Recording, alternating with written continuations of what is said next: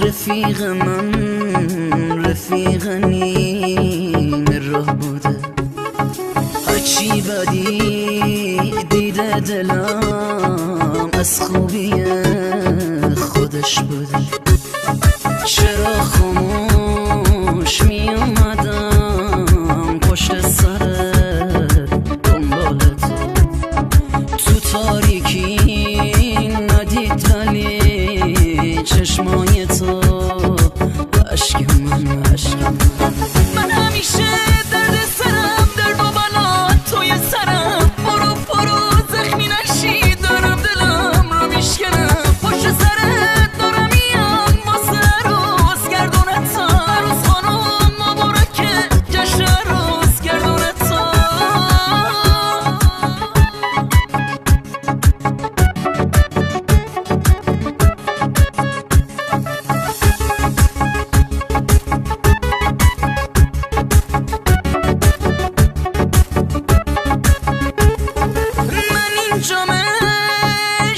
پوشیدم تو اونجا تو لباس تو، عجب عروسی شدی تو، چشم حسودا بشکو.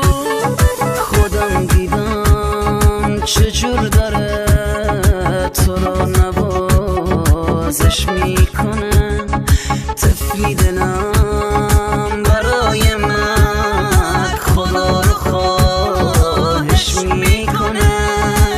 منو ببخش متهمم بیگل و هدیه اومدم، ببخش اگه تو دشت تو با عشق و گریه اومدم. داری میری دارم میام واسه عروس گردونتا، عروس خانم مبارکه جشن عروس گردونتا.